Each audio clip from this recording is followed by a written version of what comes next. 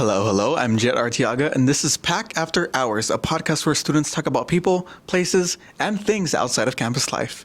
So we're here today with my co-host, the incredible and the dependable Isaiah Flores. Hello.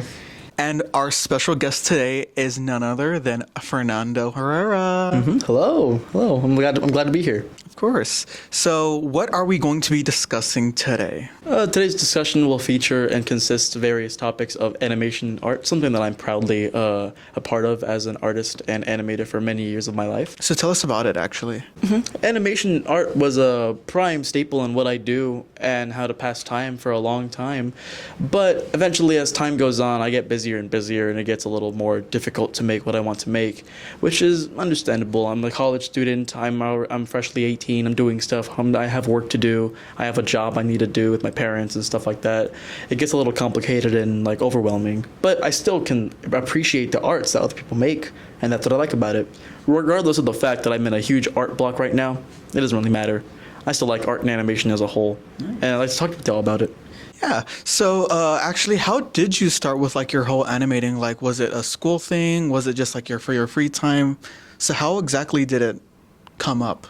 I think it was just me growing up over time watching cartoons and really liking them. As I've grown older, I've realized I'm not a big fan of live action or regular shows that feature live action basically.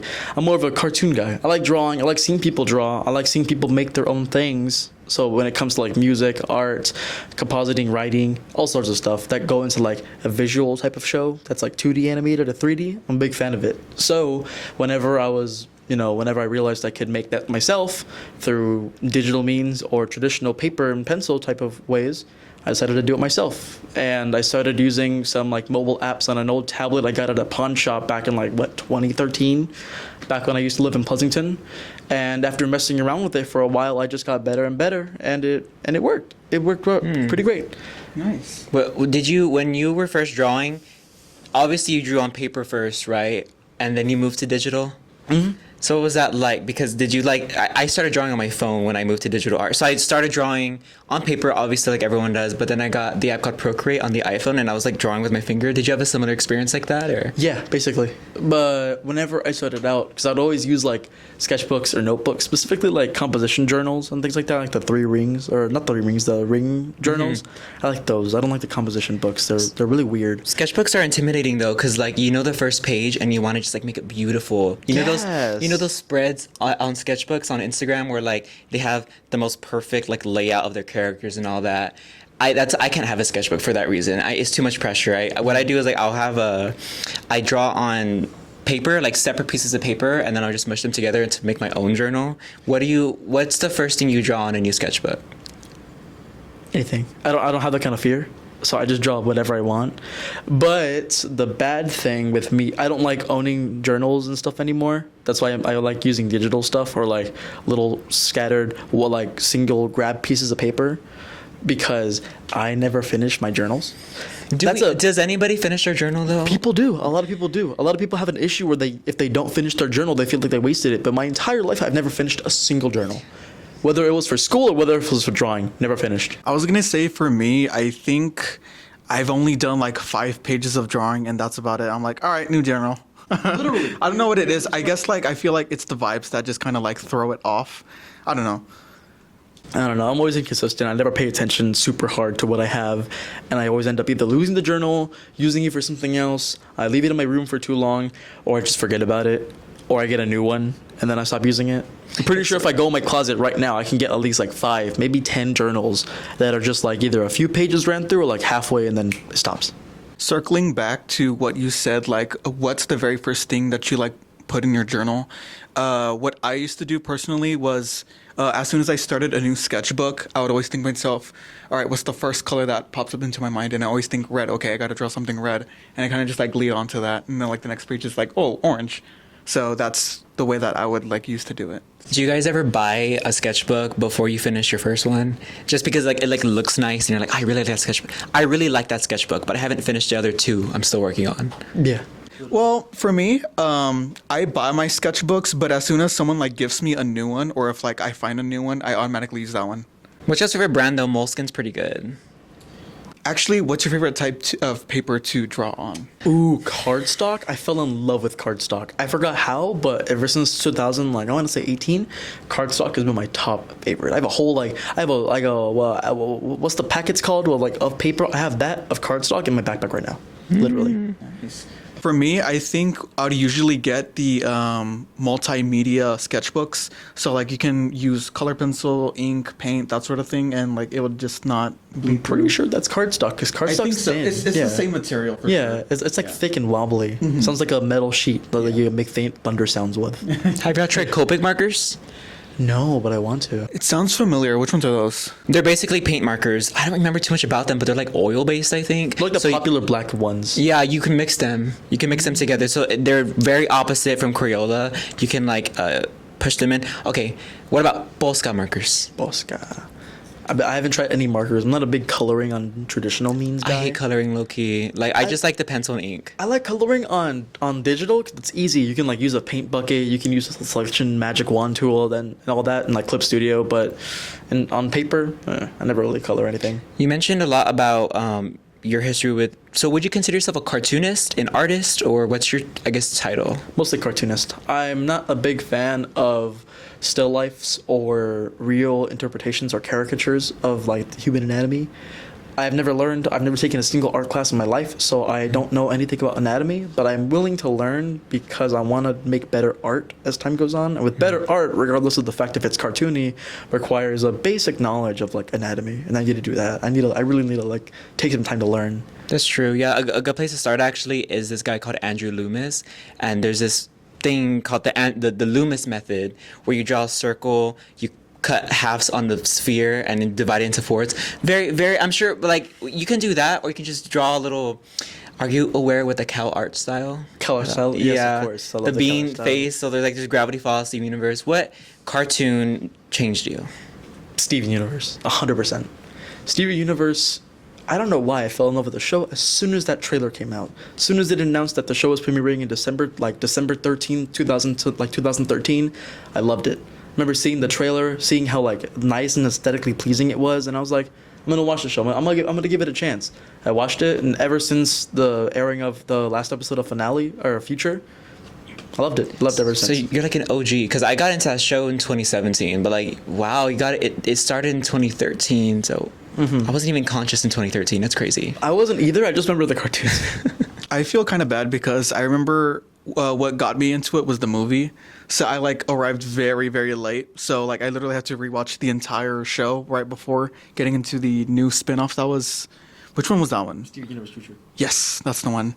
But yeah, I had to like complete the entire show and then watch the movie again and then watch the future one. So No, I love Steven Universe with my entire heart. I remember really wanting to work on it as time went on, but as time went on, the show finished, so it was a little bit too late for that. That's so real, because like when you're a kid, you watch this. I don't know about you, but like I would try copying the style. I'd even make like fake like leaks of the show, and like, guys, my dad works at Cartoon Network. Like, look at this fake leak I saw, and I put like a fake watermark on it. And you try copying the show, and you're like, man, if I get really good at this one day, I'll work on it. And then you get old enough, and the show ends. So going back to what you just said about the whole trying to copy the art style, I felt like everybody sort of had that experience where it was like, oh, let me specifically draw this because it got inspired by this specific art style. But I feel like as you get older, you start to sort of see how you stylize like your drawings, if that makes sense. I don't know. Over time, I become less of a cartoonist because like I got real into like anatomy and stuff like that. I love cartoons. I don't know if y'all know that method where you write the word boy and you draw a boy from it. You know that one? That changed me. The really funny like YouTube videos and like tutorials on how to do it. You're doing like It's those YouTube videos that you watch like at 4 a.m. yeah, YouTube shorts or like random like Instagram reels. 5-minute crafts. Basically.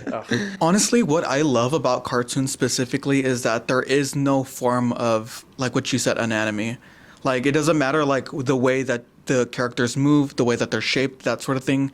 And that's what I fell in love with cartoons. So, yeah, now seeing that from that perspective, like, I understand now that that's definitely a way of looking at it. Mm-hmm. How do you find your people when it comes to, like, the things you're into? Because I feel like it's very niche what we all are kind of into. Yeah, I don't know why. This is a really bad thing to say, but I've always had a vendetta against like nerds, if I should say.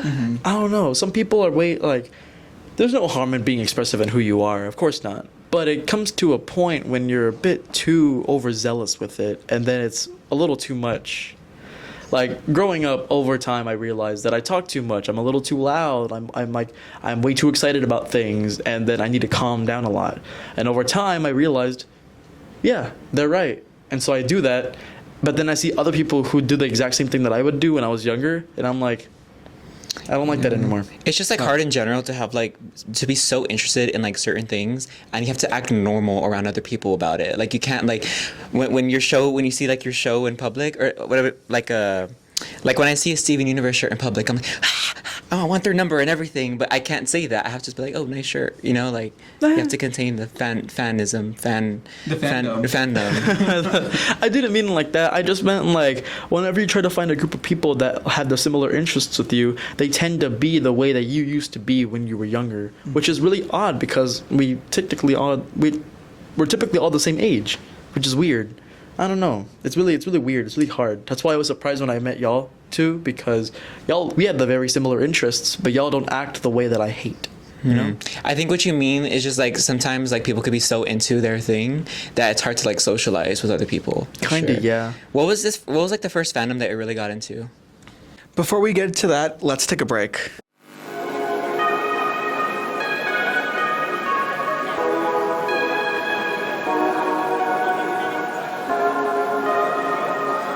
And we're back. So we're going to try something with our two amazing artists. So I'm going to give them 3 different things to draw, and I'm going to be judging them on set drawing. Are y'all ready? Why not? As I'll ever be. All right. So the first thing that you're going to draw is a clown. A clown? Yep, you got 30 seconds. I'm like, I've never drawn a clown in my life. Me either. Let's see. Clowns are interesting because do y'all remember that 2016 clown era where like people were getting scared? That was funny. I was in elementary school when that happened, low-key. Okay, guys, I've never drawn a clown before. I'm like, hold on, wait. Shoot. Yeah, I mean, it's funny, but it was not fun for the people that were getting scared and shanked outside. Well, that's the difference because where I was in Pleasanton, so that's like rural. There was no one there. I didn't see any clowns. I heard of it, but I didn't see any clowns, and I was kind of disappointed. Mine just looks like a child. Like it just looks like oh shoot. The way this is like very 10 more seconds.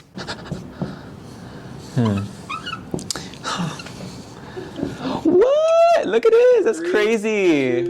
All right. Markers down. Let's see. Okay, I'm sorry, but yours wins. I'm sorry, because you have like a personality to it. Sort of. You always go for the body. I do everything to not draw the body. I'm just gonna draw the face. I don't. The bodies are funny because they're just weird rectangles. All right, who's ready for round 2? Oh, okay. Oh, and the winner is Nando. Yay! Mark it down.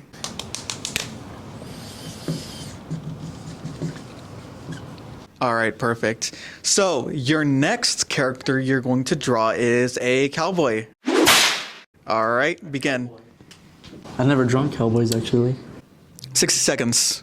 We got quiet. We're locked in. Yeah, I'm locked in.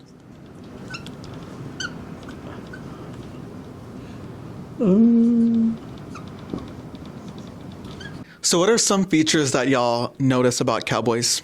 When I imagine a cowboy, I imagine Woody from Toy Story, so that's what I'm going for. What about you, Isaiah?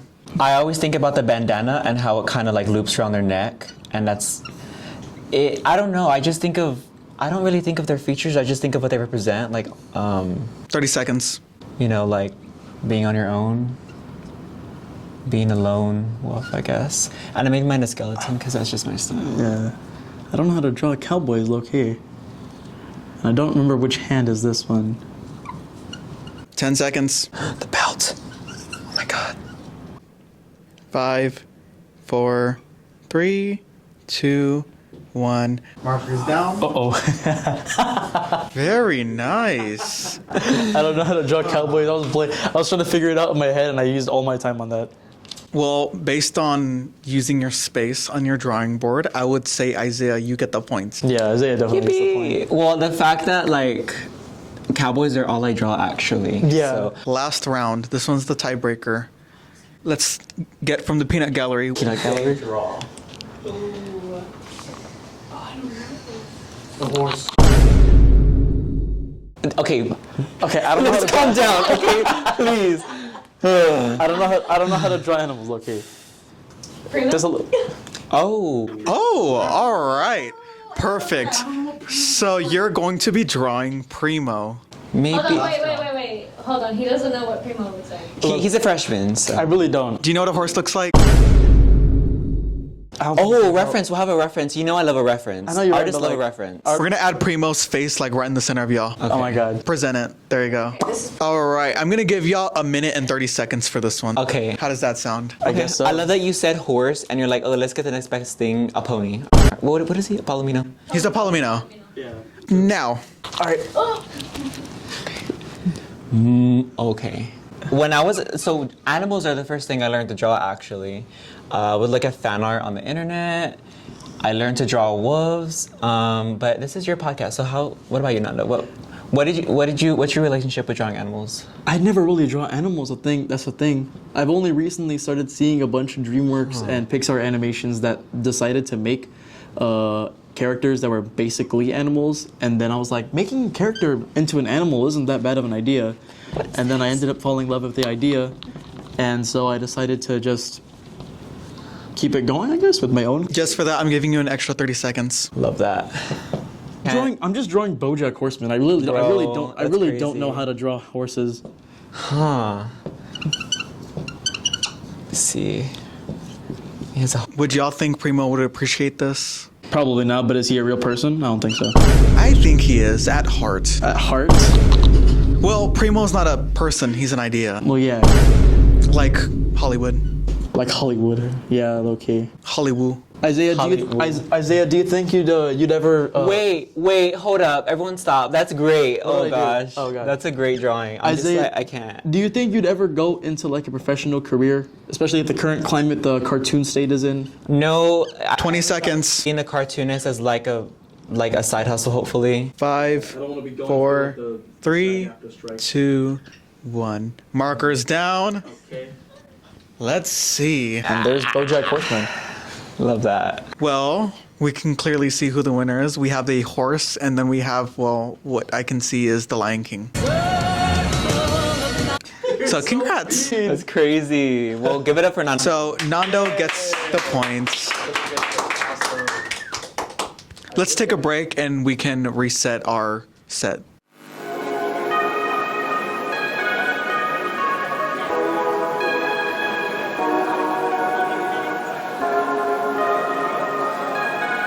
And we're back. So, off camera, you did mention Art Fight this year. So, tell us a little bit about that. So Art Fight is kind of similar to how we did this. The only difference is that Art Fight is a website where you and a bunch of other artists throughout the entirety of the world can compete in this little competition between two teams to help make each other art. So let's say if you have your own character, for example, your character's Isaiah, if you posted them on the Art Fight website, someone on the opposing team in July, which is when the competition starts, can draw your character as an attack. So you get fan art, but the team gets points to see which team is like the leading competitor between the two. It's a big fight. It's a big art trade for fun, but also to like get points for a team that like has no genuine benefit. It's just fun to draw people stuff and like get fan art from people that you don't know. What platform is this on, actually? It's a website. It's hosted by its own thing. Oh, okay. I was just checking. I was like, wait a minute. Yeah, no, this isn't on Twitter. This isn't on Instagram. It's nothing. They have accounts to promote it, but this is its own website. It's just literally just called artfight.net, I think. Yeah, I've seen it on Twitter. It's just like I've never been able to. Because don't you need like a laptop for that or something? I guess so. You can do it on your phone. I've seen it on Tumblr. That's the way that I've seen it. You can do, there's multiple ways you can do. You can do sketches, animations, you can do 3D printed pieces, you can make stuff in like in person. I got a character one time that was like 3D animated and like 3D rendered, and an additional character that I have was made in Lego pieces. I was like, oh my god, that's really good. So what does it feel like getting fan art of your characters? Oh dude, it's awesome. It's like euphoria. Literally, I start jumping and clicking my heels on my computer all the time when I get a piece of fan art. Dude, seeing that notification on the side popping up, it's like getting an adrenaline rush because you just like rode a roller coaster at Six Flags for the first time, and you're like, oh my god, that was like thrilling, not deadly. Adrenaline. Adrenaline, yeah. start clicking my heels. Yippee! Yahoo! Right. That's the dream. You know, when it comes to when we make fan art, I bet that's how the show creators and artists feel when we make art of their characters. The difference is a show creator is like, oh, it depends on who they are. I feel like a show creator wouldn't really see it, or they're like desensitized to it. I could never be desensitized to it. I really couldn't either. I would always be so honored, like, thank you so much for drawing art, because it takes forever drawing. I know, it sucks. I have so much art I need to do. I want to do so many animations, but I'm so lazy. That brings a good point of just, like, not like I like to draw, but I only like thinking it. I want it to just exist in the world, and I have to, like, sit down. What do you like doing while y'all are drawing, though? I put a good video essay on. What's your thing? I listen to music automatically because I listen to music and it kind of like sets the vibe on what exactly I'm drawing. So I think that's one way that it helps me. I don't know. It's a various mix. It could be a pre-existing animation. Could be someone making art. It could be my friends in VC talking by themselves. Various media that helps me drown out silence. I don't like silence. As long as there's no silence, I can work in peace. Like, I don't know. I like having multiple things run through my ears at once. I don't know why. I don't like silence as a thing because it starts ringing. There's nothing there, and you're alone with your thoughts. That's a very Gen Z thing, I think. We love media consumption. I don't think it's that bad, though, because, like, you think everyone, you know, even the construction guys outside that are working on our school, I'm sure they have headphones in listening to something, you know, like, it's kind of weird when it's just, like, silent, you know? I feel really bad for them if they didn't have any headphones or protective gear. It's one thing if you don't have anything on. It's another thing if you don't have, like, music or, like, a podcast to distract you or something like that. Like, man. I love a good video essay. I don't know, like explaining something that, like there's this one YouTube channel I watch where he talks about abandoned motels and malls. So he'll like show like the insides of them, and I'm like drawing, then I see it in the side purview. So. Oh, dude, I love this guy named Bernie Vids. He makes a bunch of like documentary-esque videos about like drama that happens in like art circles and like stuff like that, from like has-been to like Twitter artists and stuff like that. Oh, it was great. I loved seeing it. So speaking of drama, how do y'all feel about AI coming into the artist world? Don't like it. Your opinion? Oh yeah, it's completely insulting to what it means to be an artist. It's just regurgitation. That's all it is. It literally is. It's getting so bad to the point where, like, if you look up a piece of art or, like, if you look up something specific on Google, you won't get genuine images anymore. You'll get AI art. So the AI that's, like, repurposing art found through Google is just regurgitating its own information and its own data, feeding into worse and worse things. We're going to go back to, like, that weird video of, like, Will Smith eating spaghetti, but it was, like, his face deforming the entire time. That's what it feels like. It feels like so dystopian. Yeah. That's why if I ever have an assignment where I need to do something, but they're like, you can use AI for it. No.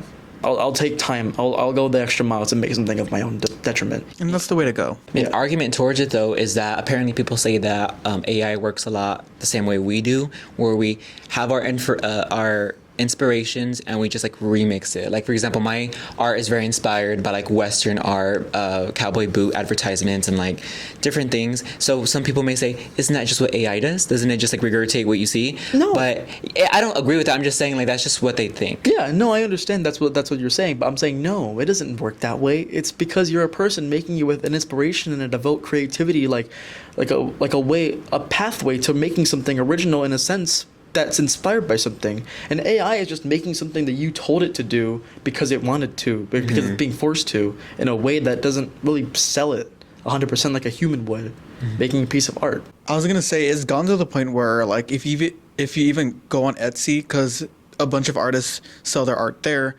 it's gone to a point where people are actually just selling AI art from there. Not only that, but I've been to several conventions recently, and people have been caught and, like, escorted out because they were selling AI art. As they should be. Exactly, because they spend a whole bunch of money on reserving said booth, and you're going to be selling what exactly? Yeah, I've sold art before, and the person right next to me is selling AI slop, and it's just like insulting because like, we have to understand though that that's just what they do, and we have to respect it. I mean, I don't respect it as art, but like I'm not gonna like tell, hey, this guy, he needs to get out of it. We need to like, how do you guys feel about coexisting with these other AI artists? Yeah, because these people are going to be in these spaces. I mean, think about it this way. So when photography was a thing, when artists would first paint, they were afraid of photography because they thought it would just take all their jobs. And when digital art came around, like how me and you make digital art, they were afraid of it. The traditional artists were afraid of it because they just thought they would lose their jobs again. So there seems to be this cycle of a new technology coming and threatening artists. That's what people say. Although I do feel that this is just incomparable. So how do you guys contextualize this in like the era that we're in of just like, this might be the thing we're gonna have to live with? I don't like it. I work at the Pulga, which is like a flea market where I live at the week, where I stay with my parents for the weekend, and especially on Saturdays because it's slow. There's no one there. I walk around for a bit just to like get off my butt because I'm bored, and I'll walk around and there's always like puestos selling like shirts or like aprons or something like that, and they're all AI generated art. I noticed immediately because it's like weird shaded 3D stuff that doesn't look right, and it's always weird center. It's really funny though because like it's like this like buff chicken with like a 6-pack or something like that. Not like 2D, like AI. But very like Facebook 3D. meme. Very yeah, Facebook literally. meme. Minion and meme. I'm like, what? It's so weird. And they're like mass producing it everywhere. I'm like, oh. And you want to know why? Because if you go on Temu, they have it like for $5 Literally. for like a full bathroom set. Pretty sure if I walked up, how much is that shirt? Oh, like $250. Well, damn. I guess I'm wearing a AI generated shirt. If it's that cheap compared to going to like Aeropostale or something like that and getting like a $50 T-shirt. What was that song by Macklemore, Thrift Shop? Yeah, he was on something. Huh. Thank you for making me think of Macklemore. As we wrap up, I would just like to say thank you so much again for being on the podcast with us. Of course, it was really fun. If there was one thing that you want to be remembered by, whether just in general or for the podcast, what would it be? I feel like I'd want to be remembered for a show I make or for something that I helped work on. I don't know. I really want to make a show that's inspired based off what I like, or something that can help people make art in their own interpretive ways. Because especially now in today's like climate with money, it's really hard to like land a job. So freelance and doing anything that you can to make a little buck is really important. So I feel like teaching people that there's many ways to make money than like sitting at a 9 to 5 or like working at McDonald's or something like that would be a really interesting way to help interpret that. That's why as I was growing up, I was like, I'm gonna make a Cartoon Network show about random like hijinks and dumb stuff. But then growing up, I'm like, I think it'd be really cool to make a PBS Kids show or something like that based off like art and how there's many forms of it. Even though it doesn't seem like it's art, it's still art. And that's what I really want to do. And I feel like making something like that is what I want to be remembered for. If not making a show out of what I want to do and like how creativity can inspire a person to become their fullest person, either just my art as a whole or just who I was as a person. I see that. I totally think we're sitting with a future showrunner. I totally see you on either Cartoon Network, PBS, as you said. I know that it's a long path for sure. You need to get started as a storyboarder, and then, I think you start off as a storyboard editor. Yeah, editor, and then you edit them, and then you make the storyboards, and then you move up to a showrunner, or you get to pitch it. So we're excited to see what you do. Absolutely, because that's how it works. It's like a ladder. It's like a stepping stone, like dominoes falling. That's how like popular people like Rebecca Sugar and like I'm trying to remember who was the name of the person that made Flapjack or like. I don't remember. Alex Hirsch is good with Gravity Falls. I mean, Alex Hirsch, yeah, but but yeah, Alex Hirsch. They worked on like Flapjack, Adventure Time. Rebecca Sugar was the songwriter for Adventure Time and a storyboard artist for Adventure Time since it started, I think, or like since mid-season. And due to her having an experience in the field, she decided to make up her own pilot and her own show that eventually got pitched, got written. She was a songwriter for it. She was like she was the whole writer for it and the character designer and the creator. And now it's like one of the biggest shows on Cartoon Network's history. Can we be a background character in your show? Yeah, if I can design, yeah. But like in the back. Yeah, absolutely. And that's all the time that we have. Make sure you follow us on Instagram, Spotify, and YouTube, all at Pack Student Media. And until next time, cheers to Pack After Hours.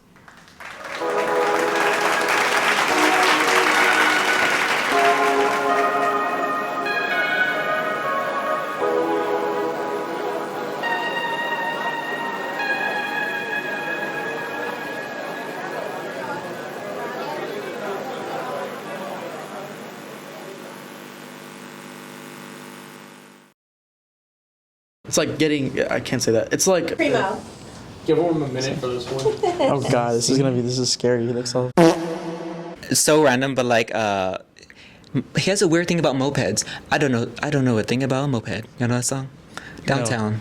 I never Anyways.